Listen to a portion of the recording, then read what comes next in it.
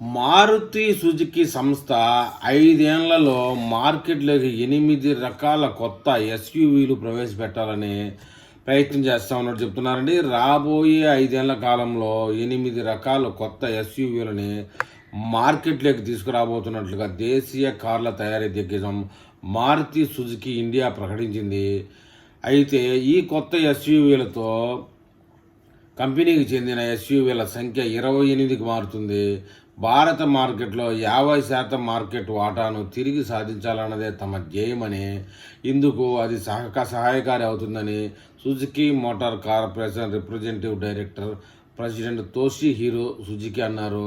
అయితే తీవ్రమైన పోటీ నెలకొన్న భారత మార్కెట్లో ఆ లక్ష్యాన్ని చేరడం అంత తేలికైన పని కాదని జపాన్ మొబిలిటీ షో సందర్శించిన భారతీయ విలేకరులతో మాట్లాడుతూ ఆయన వ్యాఖ్యానించారు.